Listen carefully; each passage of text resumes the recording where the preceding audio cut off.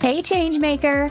Welcome to Learning for Good, the only podcast that teaches nonprofit leaders how to leverage training to drive performance, improve capacity, and fuel their mission impact. Do you ever feel like your nonprofit is growing, but your people just aren't keeping up? Or like you're fixing the same problems over and over? Do you wonder how to build confident, capable staff who know how to lead, not just execute?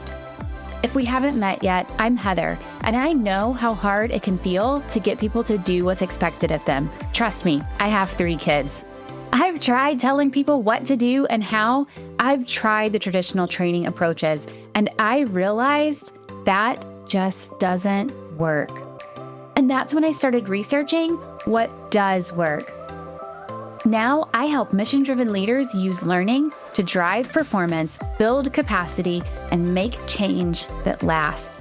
And I'm sharing it all on this podcast. So block your calendar, turn off your Teams or Slack chat, and let's dive in. It's Learning for Good. Hey there, friend. I have a unique experience planned for you today. A few weeks ago, I hosted Career Week inside the Nonprofit L&D Collective to bring experts together in personal branding, job searching, and key L&D adjacent skills like change management. It is so important that we invest in ourselves and our own professional development, and it's incredibly meaningful to do so within a community of people who really get what it's like to work in nonprofit learning and development. So Career Week was a really great experience. And within that week, we had several different sessions, one of those being personal branding. And I invited Andy Storch to join us and share his expertise. Now, Andy is an author and keynote speaker. He helps people get intentional about their brands, careers, and lives. He's the author of Own Your Brand, Own Your Career, and Own Your Career, Own Your Life. And he joined us to talk both about the importance of your personal brand and also how to build it.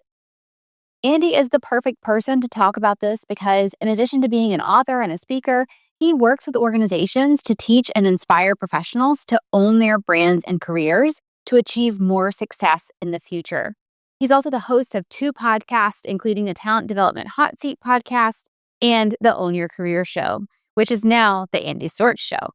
So he's familiar with our world and learning and development. Today, I'm bringing that conversation to you on the podcast, so you get to hear these insights too. Whether you're looking to transition to nonprofit learning and development, or you're already here and you want to make the most of your influence in your current role or grow into a future one, this conversation is a must-have. Let's dive in. It's Learning for Good.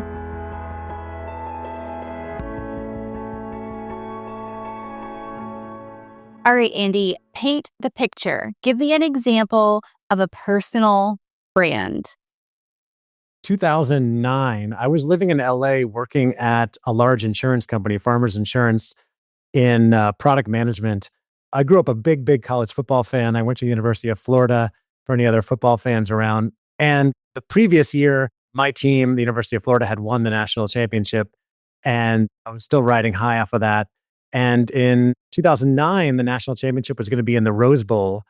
And a friend of mine, a really casual friend inside the organization, walked up to my desk a few days before on January 2nd, something like that, and said, "Hey, Andy, I've got 2 tickets to the national championship game this week. Do you want to go with me?" And I was floored because I didn't really know this guy very well, but I was intrigued. And I was also conflicted about going to the game because my team had just won the national championship the year before. We had gone undefeated that year and then lost to Alabama in the SEC championship and didn't end up going on to this game. Alabama beat us to advance to the championship against Texas. But I'm a big college football fan and I love going to big events and just experiencing life. So I thought it was a cool opportunity and I said, yes.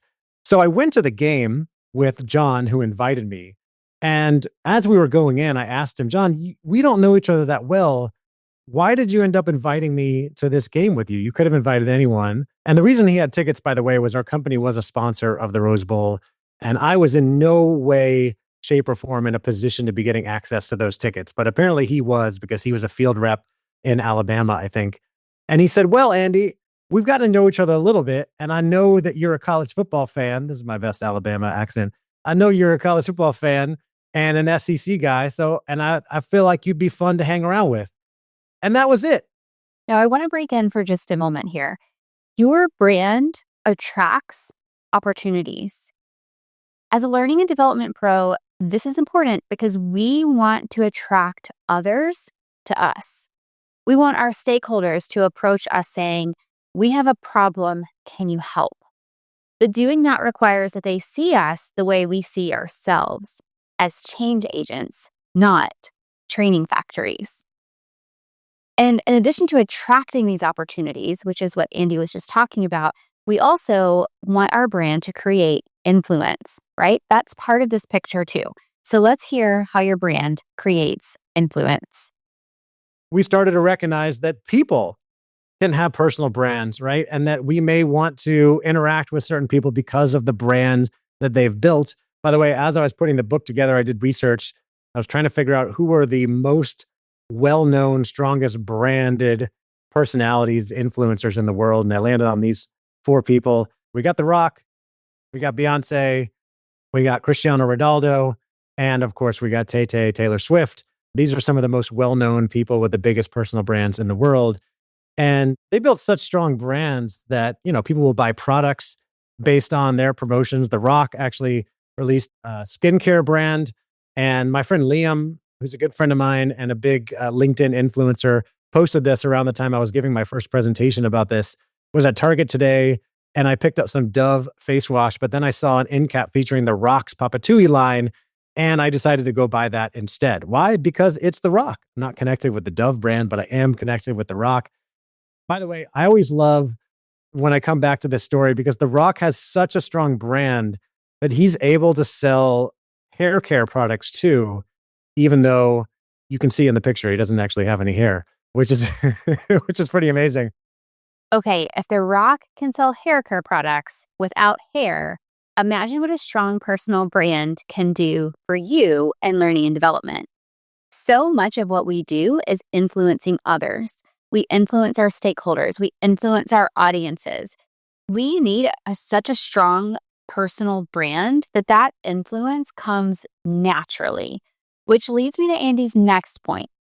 Why is a personal brand important? If you are working in an organization, if you're maybe looking for a job, this is one of the most essential elements to be thinking about. What is your reputation? What is your brand in the marketplace? How are you perceived? Because it's not enough just to do a good job in your work in this today's marketplace. It's not just about the work that you do. It's about what people know about the work that you do. Who knows about your work? Who knows about your accomplishments? What do they think about you? Do they like working with you? And so a personal brand, like I said, it's essentially your reputation. It's what people think about you and say about you. It's what you're known for, the value you bring to others. It builds trust and credibility. It can help you stand out and lead to opportunities. And it matters because of a lot of the things that I just said. It can open doors. It led to me getting a ticket to the college football national championship game because I had built a brand and a reputation with at least one of the right people inside of the organization I worked for. And if he had been a hiring manager and I was applying for a role on his team, he clearly had a favorable impression of me. And that might have led to me at least getting an interview and an opportunity to interview for that role, right? And so branding and networking go hand in hand. As you get to know people, they get to know you, then you can start to build more of that strong brand, that reputation. And you already have a brand. So my philosophy is you might as well own it. You might as well be intentional about it. It's not about being fake. I'm all about authenticity. It's about being intentional. It's about getting clear on who you are and what you want to be known for. Do you wish you could connect with other nonprofit learning and development leaders? I know what it feels like to want someone to bounce ideas off of and to learn from, someone who really understands you and your work. Imagine if you could have a simple way to meet people in the field, ask questions, and share information. That's why I created the Nonprofit Learning and Development Collective, where nonprofit L&D, talent management, and DEI leaders can connect with each other quickly and easily in a virtual space. When you join this community, you will walk away with a new, diverse, and powerful network and a sounding board for your staff development needs. So if you're ready to exchange ideas and collaborate with your peers, come join the Nonprofit L&D Collective. So how do we get intentional with our personal brand? Let's listen in as Andy walks us through it. Thinking about self-awareness, this is where you really get to know yourself. This is something that's missing for so many people, especially in the corporate world. And I see it as really the foundation to owning your career, owning your brand, to great leadership as well, is really taking time to reflect and truly understand yourself. What are your strengths? What are your weaknesses? What are your areas for growth or opportunity? What are your values? What are the things that you really care about? How do you like to show up for yourself and for others? What maybe sets you apart from others? And what I've learned in doing this work for many years is that people are very intimately familiar with their weaknesses. I can name mine for sure, but oftentimes people don't embrace their strengths. And so I highly encourage you to start to get more familiar with your strengths. What are people complimenting you on? Embrace those strengths. And by the way, you can start to do these exercises both for yourself as an individual and for your department as a team and an organization, right? For us as L&D, what are our strengths? What are our weaknesses? What are we perceived as today? What are our values? What are our ambitions? What maybe sets us apart from other parts of the organization?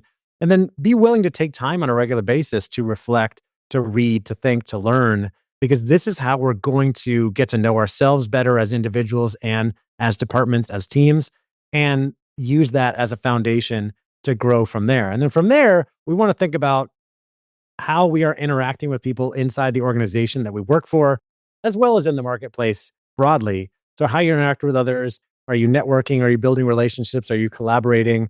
This is essentially what I think about as your internal brand. It's how you're showing up, how you interact with others, the quality of your work as really a table stakes, right? Creating great quality work, and then the value you provide to others. And I think a lot about the differentiator that personal brand can be, because if you are thinking about bringing someone on for a project role, right? And you need to decide between John, who has 15 years of experience, really knows his stuff, but he's gruff, he's standoffish, he can be a little bit grumpy, he's kind of hard to work with. Or you could hire Jennifer, who maybe only has 2 years or 3 years of experience, but she's very eager, very curious, very collaborative, frankly, kind of fun to work with. And you know she's going to pick it up in short time. Like, which person you're going to hire? It might depend on the project, but I'd rather have the less experienced person who is more collaborative, more eager to learn and support other people, and more fun to work with as well. When I worked in consulting years ago, we would interview people for these tough jobs. One of the questions we would always ask is, would I want to be stuck in an airport with this person, right? Because we'd be traveling a lot as teams, working late nights as teams. It's great to have someone who's an expert in their space who is really thought-provoking. But if they're a jerk or they're just hard to work with, then maybe you don't want to work with them, right? And so you got to think about how you're showing up and how you might be perceived in the work that you're doing. And so we have a number of exercises that we have in the book, which is available on Amazon, by the way. But if you don't want to buy and read the whole book, we also have a free, I say we because I wrote this book with my co-author, Mike Kim. We have a digital workbook for free on our website at ownyourbrandbook.com. And you can download this and answer some of these questions, like, what are some small actions that shape how others see you, right? Are you on time for meetings? Are you looking for ways to add value to other people? What does your signature look like in your email? These are all little things that we sometimes overlook, but can make a big difference. I share a story often that many years ago, when I worked in that same consulting firm, we hired a woman from an Ivy League school. She was obviously very intelligent, very accomplished, but she had a tendency of taking off her shoes sometimes in conference rooms when we were in meetings, and people could smell her feet. And so she started to develop this reputation that she would take her shoes off and it was smelly. And so people didn't want to work with her, right? And you think about the fact that she's very intelligent, very capable, but she's doing this one thing unknowingly that's putting people off. Now, I was charged with giving her feedback as her official mentor at work. And of course, I told her about this. It was an easy course correct, and she's gone on to have a very successful career, right? But it's just an example to show that there are some small things we can be doing that could be putting people off. That's why I put that picture on here. But it's really important to do this exercise. Think about somebody that you really enjoy working with and ask yourself, why do I enjoy working with them? What is it about them that I enjoy working with? If you had more time, I would go through this and solicit answers from you. But it's usually things like, They're always on time. They're collaborative. They're respectful. They up the game. They ask good questions. They are thoughtful, right? They push me to get better. And then think of somebody that you don't enjoy working with. Why is that, right? And it might be because they're always late to meetings. They're disrespectful. They don't seem to care about the rest of the team. Maybe they don't really ask many questions. They think that they know it all. They're arrogant. Whatever it is, those things are essentially their reputation in your mind, right? And those reasons are your perceptions about them, right? That goes into their personal brand. So then it's an example to think about your own brand and how you're showing up and how you could be perceived in the marketplace or in the workplace, because you cannot control how other people think about you or feel about you, but you can certainly influence it with how you're showing up, how you're treating other people, right? If you think about that famous Maya Angelou quote, people will forget what you said and what you did, but they'll never forget how you made them feel. Right? You think about how you're making people feel or the things that you're doing and how they might feel as a result. Okay. So if you're thinking about defining your own brand, you want to start with a very simple question, which is, who are you? In this case, take out a piece of paper, notebook, digital notebook, whatever it is, and just write down the words I am with a space after that. And then write down as many things that you associate your identity with. And these could be very simple things like, for me, I'm a son, a brother, a husband, a father. I'm also an author, a speaker, a cyclist, a podcaster, etc. Like, think about your personal life, your professional life. What are all the ways that you identify yourself, just to kind of really start thinking about who you are and all the different ways that you show up in life. And just for example, like I said, I'm a husband, father, brother, son, author, speaker, trainer, facilitator, podcaster, connector. I consider myself an athlete, a cyclist. I mentioned earlier, I went to University of Florida. I'm a Florida Gator. Consider myself an ally. I'm also a cancer survivor, a whole other story. And then think about the adjectives too, the ways you identify yourself: helpful, energetic, fun, etc. So you can do the same thing for yourself, which I highly recommend. And there's some examples on there: son, daughter, brother, sister, father, mother, financial analyst, spreadsheet enthusiast, track coach, right? Whatever you identify, person of faith, analytical, social, helpful, LinkedIn, guru, etc. And then the next question is, what do you want to be known for? Right? So think about this in an aspirational way. How do you think you're perceived today? And then what do you want to be known for long term at work, on LinkedIn, in the marketplace, etc., in your community? What do you want to be known for? And once you've identified that, you can start asking, am I showing up in alignment with that brand? So when you're asking, what are you known for? Pick 3 or 5 words that you want to be known for, right? So for me, I wrote down, and this is in the workbook as well, I want to be known as curious, humble, generous, and kind, supportive, fun, energetic, adventurous, insightful, motivational, determined, loving, a connector, a friend, successful, happy, etc. I've had clients tell me they want to be known as hardworking, as reliable. I've one client who told me, I want to be known as someone who can get things done, right? You might want to be known as strategic, or someone who's really good at growing talent, someone that's really thoughtful about how people can grow in their careers inside the organization or the industry that you work in, right? What's that reputation you want to build? You also may want to put that you want to be known as an expert in HR or learning and development or nonprofit organizations, etc. What do you want to be known for? It could be adjectives, could be a noun. And then think about the narrative that you want to shape, right? Because storytelling is so important in how we interact with other humans. So what is that narrative that you're defining? What do you want to be known for? If someone introduced you in a meeting or a networking event, what would you want them to say, right?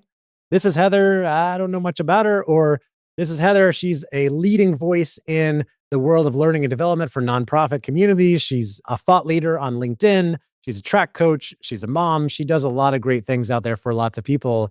What do people know about you so that they can introduce you in a positive light? What do colleagues or clients often thank me for or admire me for? You can start to embrace those things. And then what's your why? What's your purpose? What's really driving you? Are you showing up? And then finally, like I said, once you define that brand, you can ask yourself, are you showing up in alignment with your brand? And how could you show up better, right? I said, I want to be known as someone who is generous, helpful, and kind. If I look back on a Friday and I haven't helped anybody, and quite frankly, Heather reached out to me and asked me for help, and I just ignored her email, am I really showing up in alignment with my brand, or do I maybe need to make a shift or a change to that? So that's something that we can ask ourselves regularly. And then the third and final pillar is being a thought leader. How are you showing up online? And if we're in sort of the corporate work, learning development world, I feel like LinkedIn is the place to be, right? So are you building your thought leadership and leveraging LinkedIn? This is your external brand, and it really should align with your internal brand. I don't see any reason to be someone different online than you are in your organization. I'm a big fan of authenticity. Again, I think consistency. And when it comes to leveraging LinkedIn, we don't have a lot of time to go into all of this, but the three main pillars there, I think, are all about making sure you have a great profile, connecting with other people, both in your industry, in your organization, people you've worked with in the past, and then being willing to occasionally share some content and engage with other people on there. The big thing I would point out with your profile, because there's a lot of stuff on here, is just taking time to work on that headline that's below your name, because you have some really great space there that you can be creative with. And LinkedIn just defaults to putting title at company, right? Learning designer at Acme Corp. But you can get really creative with that and, say something like passionate about helping people grow in their careers within the nonprofit space or something like that, so that people can identify, oh, this is someone who helps people grow. Maybe I want them inside of my organization. And I'm shifting and changing mine all the time, because I'll see someone else's and go, oh, that's pretty cool. I want to adopt that. Where I'm changing. So I'd say at least once a quarter, if not more often, I'm making tweaks to my headline, to my about section. So just remember, like, none of this stuff is set in stone. You can always be looking at what other people are doing. You can come in, you can make tweaks, you can make changes, and try to keep shifting things for the better. Connect with everybody you've ever worked with and that you want to work with. I just don't see much downside for this, because it's not like Facebook where you connect with somebody and then you see their political beliefs and you're like, oh crap, I don't know if I want to be connected with this person. LinkedIn's a little safer. You can always disconnect with somebody if you feel like you don't want to be connected with them. But make sure you connect with people, send that custom connection request. And then just one note, as we're running out of time here on content, it doesn't have to be, I'm an expert in this subject, look at this thing. This is exactly, I'm going to share 1, 2, 3. It could be all kinds of stuff, right? Some things that you're reading, things that you're learning. Could be some personal things I share every now and then about cycling adventures I'm going on and lessons learned from that, about people I've gotten together with, podcast episodes, books I've published, books I've read. You can leave insightful comments, post about books and articles that you've been reading recently, lessons learned, inspiring stories. There's all kinds of things that you can do. My final advice, though, is just to be yourself, be human, be intentional and proactive, be thoughtful about how you're showing up, what you want to portray out there. And if you want to be seen as more strategic, how can you do that, right? What conversations can you go have to learn and be more strategic in the organization and then out there in the marketplace? Be supportive of other people. And remember that you get out of it what you put into it. And then I always encourage people to take some action. Go post something about something you learned today. It could be from this session or something else. Tag me if you want. I'll be happy to comment. And just start your journey with building your brand. So what are you going to go do to build your personal brand today? I'm a big believer in the personal brand and how it can impact you and your career. I have seen it in my own life, both internally at organizations and as a consultant and a community builder. How others perceive us matters. Thanks to Andy for joining the Nonprofit L&D Collective Career Week. We loved having him as a guest, and hopefully you enjoyed this episode as well. If you missed Career Week and want the full recording of this and the other sessions, we do have those available for anyone who joins us at the Catalyst tier of the collective. I'll drop the application in the show notes if you're not already a member of the collective. And if you are a member and you want access, let me know and I'll send you what you need to join us at the Catalyst tier. That's it for today. I'll see you next time on Learning for Good. Hey friend, was this episode helpful for you? Did you like what you heard? Do you want more content like this? Here are 3 things you can do. Hit subscribe. Leave a review on Apple Podcasts or your podcast app of choice. Share this episode with a colleague. This means so much to me personally. I read every review, but it also helps me learn what content you like most so I can create more of what you want. All right, turn that Teams or Slack chat back on when you're ready, and I'll see you next time on Learning for Good.